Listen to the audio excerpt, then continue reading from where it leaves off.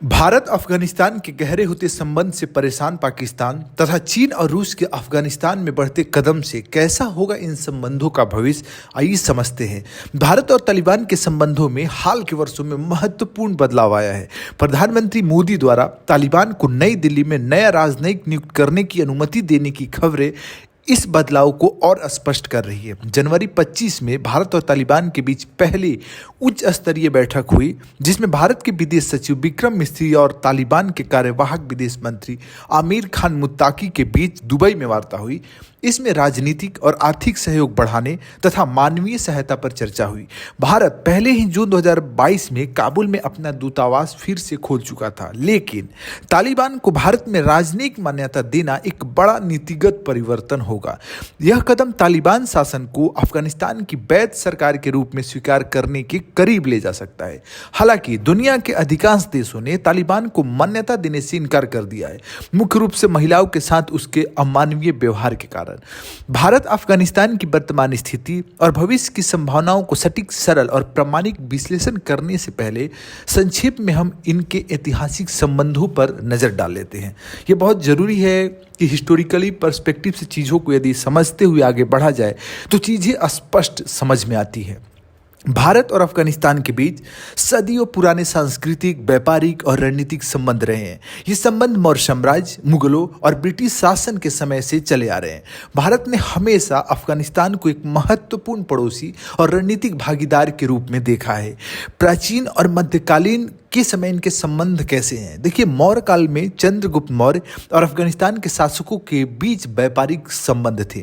कुषाण साम्राज्य भारत अफगानिस्तान तक फैला हुआ था, जिसका सांस्कृतिक प्रभाव आज भी देखा जाता है। मुगल साम्राज्य के दौरान अफगान सरदारों और भारतीय शासकों के बीच गठजोड़ और संघर्ष होते रहे।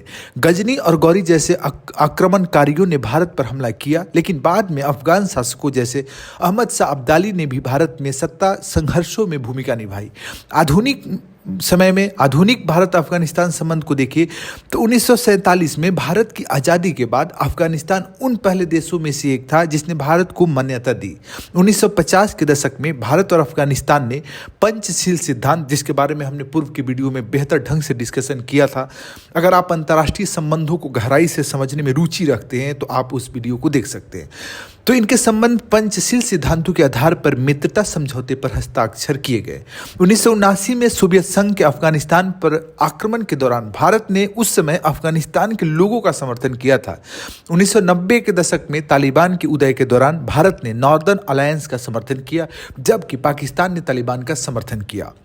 भारत अफगानिस्तान संबंध 2001 के बाद का दौर कैसा रहा? देखिए, 2001 में तालिबान शासन का पतन होता है और उसमें भारत की भूमिका बढ़ती है। जैसे 2011 में अमेरिका के नेतृत्व में अफगानिस्तान में तालिबान शासन समाप्त होता है और एक लोकतांत्रिक सरकार बनती है। भारत ने अफगानिस्तान के पुनर्निर्माण और विकास परियोजनाओं में उस समय महत्वपूर्ण भूमिका निभाई।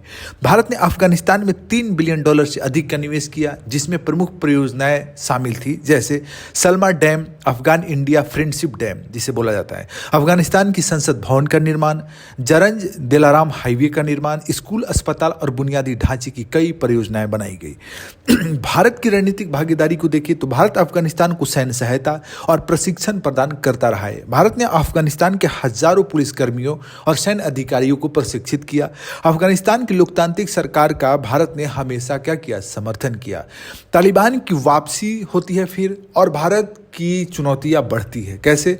2021 में तालिबान का दोबारा सत्ता में आती है। तालिबान 15 अगस्त 2021 को तालिबान ने काबुल पर कब्जा कर लिया, जिसके बाद भारत को अपने दूतावास को अस्थायी रूप से बंद करना पड़ा। भारत ने ऑपरेशन देवी शक्ति के तहत 800 से अधिक भारतीयों और अफगान नागरिकों को वहां से निकाला। तालिबान सरकार को भारत ने औपचारिक रूप से मान्यता नहीं दी, लेकिन कूटनीतिक वार्ता जारी रखी।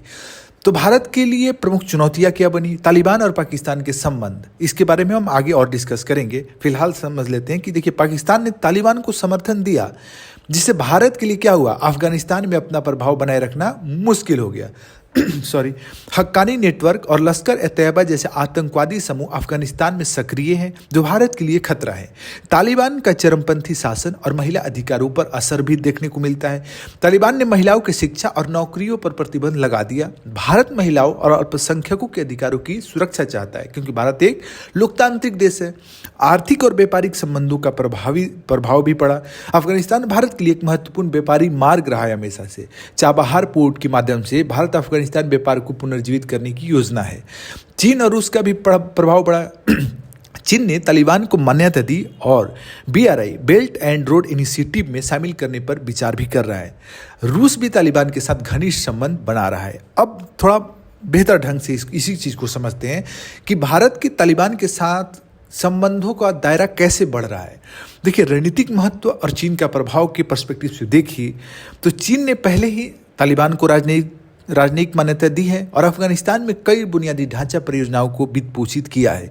बीजिंग ने BRI में हमने बताया कि शामिल करने पर भी विचार कर रहा है, जिससे अफगानिस्तान चीनी प्रभाव के दायरे में आ सकता है और लंबे समय के लिए आ सकता है। यह चिंताजनक हो सकती है भारत के लिए। भारत तालिबान के साथ संबंध मजबूत करके अफगानिस्तान में चीन के प्रभाव को संतुलित करना चाहता है। पाकिस्तान के साथ तालिबान के बिगड़ते संबंध भारत के लिए फायदेमंद है, क्योंकि पाकिस्तान जो कभी तालिबान का सबसे बड़ा समर्थक था और तालिबान का और अफगानिस्तान की जमीन का धरती का इस्तेमाल भारत के खिलाफ करना चाहता था, लेकिन अब पाकिस्तान में अपना खुद प्रभाव खो चुका है। तालिबान अब इस्लाम से स्वतंत्र विदेश नीति अपनाने की कोशिश कर रहा है और उसने चीन, रूस और मध्य एशियाई देशों के साथ संबंध बढ़ाए हैं। भारत इस स्थिति का लाभ उठाकर तालिबान के साथ अपने संबंध मजबूत करना चाहता है और पाकिस्तान को अफगानिस्तान में अलग थलग करना चाहता है। भारत तालिबान संबंधों से संभावित लाभ क्या क्या है? इससे देखिए, क्षेत्रीय स्थिरता बढ़ेगी और आतंकवाद पर क्या होगा? नियंत्रण होगा, क्योंकि अफगानिस्तान में स्थिरता भारत के सुरक्षा हितों के लिए महत्वपूर्ण है, विशेष रूप से पाकिस्तान स्थित आतंकवादी समूहों को कमजोर करने के लिए। यदि भारत तालिबान के साथ संबंध सुधारता है तो यह तालिबान पर दबाव डाल सकता है कि वह भारत विरोधी आतंकवादी समूहों को समर्थन देना बंद करे। अफगानिस्तान के साथ मजबूत कूटनीतिक और आर्थिक संबंध भारत की कनेक्टिविटी परियोजनाओं जैसे कि चाबहार पोर्ट को मजबूत कर सकते हैं। आर्थिक और अवसर और व्यापार को यदि देखिए तो अफगानिस्तान खनिज संपदा जैसे लिथियम, तांबा, लोहा, ऐसक से समृद्ध है, जिसमें भारत की कंपनियां निवेश कर सकती है। भारत अफगानिस्तान में मानवीय सहायता और बुनियादी ढांचे के विकास में योगदान देकर अपनी सॉफ्ट पावर बढ़ा सकता है। भारत ने गेहूं, दवाइयाँ और अन्य मानवीय सहायता भेजी है। व्यापार को बढ़ावा देने के लिए चाबहार पोर्ट का उपयोग करने की भी योजना है। भारत अफगानिस्तान में व्यापार मार्गों को सुरक्षित करने के लिए तालिबान के साथ सहयोग कर सकता है। भारत अफगानिस्तान में बुनियादी ढांचे और विकास परियोजनाओं को बढ़ावा दे सकता है। तालिबान को पाकिस्तान पर निर्भरता कम करने के लिए भारत के साथ सहयोग करना फायदेमंद हो सकता है, लेकिन इसके साथ भारत के लिए कई संभावित जोखिम भी है, जैसे तालिबान का आतंकवाद के खिलाफ कमजोर रुख होना। तालिबान अभी भी पाकिस्तान स्थित आतंकवादी संगठन तहरीक-ए-तालिबान पाकिस्तान TTP को समर्थन देता है, जिसने हाल ही में पाकिस्तान में 137 हमलों में 180 सैनिकों को मारने का दावा किया। अफगानिस्तान में IS के खुरासान नामक आतंकवादी संगठन सक्रिय है, जिसने हाल ही में मॉस्को और चीन के खिलाफ घातक हमले किए। भारत के खिलाफ ISIS पहले ही हमले की धमकी दे चुका है और 2023 में जलालाबाद में भारतीय वाणिज्य दूतावास पर हमला भी हुआ था। महिलाओं और अल्पसंख्यकों के अधिकारों पर तालिबान का रवैया भारत के लिए चिंताजनक है। तालिबान ने 14 लाख स्कूली लड़कियों की शिक्षा पर रोक लगा दी है और महिलाओं को नौकरियों से प्रतिबंधित कर दिया है। हाल ही में महिलाओं के लिए ब्यूटी पार्लर और राष्ट्रीय उद्यानों में जाने पर प्रतिबंध लगाया गया। संयुक्त राष्ट्र ने इसे लिंग जनित भेदभाव, जेंडर अपार्थाइड, एक तरह से डिस्क्रिमिनेशन आप कह सकते हैं, कहा है। भारत जो महिला सशक्तिकरण को बढ़ावा देता है, तालिबान के इस दृष्टिकोण का समर्थन नहीं कर सकता। तो भारत को सतर्क रहने की भी जरूरत है, संतुलन बनाने की भी जरूरत है। आतंकवाद के खिलाफ मजबूत रुख अपनाना जरूरी है। भारत को तालिबान के साथ किसी भी वार्ता में यह सुनिश्चित करना होगा कि तालिबान भारत विरोधी आतंकवादी गतिविधियों का समर्थन ना करे। तालिबान को इस्लामिक स्टेट के खिलाफ मजबूत कार्रवाई करनी होगी। तालिबान को पाकिस्तान स्थित आतंकवादी संगठनों विशेष रूप से लश्कर ए तैयबा और जैश-ए-मोहम्मद के खिलाफ सख्त कार्रवाई करनी होगी। अंतर्राष्ट्रीय स्तर पर संतुलन बनाए रखना भी जरूरी होगा। भारत को तालिबान के साथ संबंध बढ़ाते समय अमेरिका, यूरोप संघ और संयुक्त राष्ट्र के रुख को भी ध्यान में रखना होगा। यदि भारत तालिबान के साथ पूर्ण राजनयिक संबंध स्थापित करता है तो इसे यह सुनिश्चित करना होगा कि इससे भारत की वैश्विक छवि पर नकारात्मक प्रभाव न बढ़े। भारत को अपने आप को अफगानिस्तान में एक सुधारात्मक देश, सहयोगात्मक देश, समन्वय करने वाले देश के रूप में प्रस्तुत करना होगा कि भारत चाहता है कि अफगानिस्तान में धीरे धीरे चीज़ें बेहतर हो। ये दुनिया के समक्ष ऐसा नज़रिया प्रस्तुत करके भारत एक संतुलनवादी और पीस कीपिंग कंट्री के रूप में जाना जाए। ये बढ़िया होगा भारत के लिए। महिला अधिकारों और अल्पसंख्यकों की सुरक्षा की गारंटी के बिना तालिबान को समर्थन देना भारत की लोकतांत्रिक छवि को नुकसान पहुंचा सकता है। तो कंक्लूजन हम क्या कह सकते हैं? देखिए, भारत को सतर्क और रणनीतिक दृष्टिकोण अपनाने की आवश्यकता है। तालिबान के साथ भारत के बढ़ते संबंध रणनीतिक रूप से महत्वपूर्ण है, लेकिन इसके बड़े जोखिम भी है। यदि भारत तालिबान को मान्यता देता है तो उसे सुनिश्चित करना होगा कि तालिबान आतंकवाद का समर्थन न करे और अफगानिस्तान में स्थिरता बनाए रखे। चीन और पाकिस्तान के प्रभाव को संतुलित करने के लिए भारत जो है वो अफगानिस्तान में अपनी स्थिति मजबूत कर सकता है, लेकिन भारत को सतर्क रहना होगा और तालिबान से संबंध बढ़ाने से पहले महिला अधिकारों, अल्पसंख्यकों की सुरक्षा और आतंकवाद के मुद्दों पर स्पष्ट रुख अपनाना होगा। तो एक सवाल भी बनता है कि क्या तालिबान के साथ भारत का बढ़ता संबंध एक अवसर है या जोखिम? आप जरूर कमेंट करिए। देखिए, यह तो भारत की कूटनीतिक रणनीति और सतर्कता पर निर्भर करेगा कि वह कैसे अपने हितों को सुरक्षित रखता है और अफगानिस्तान में स्थिरता लाने में योगदान देता है।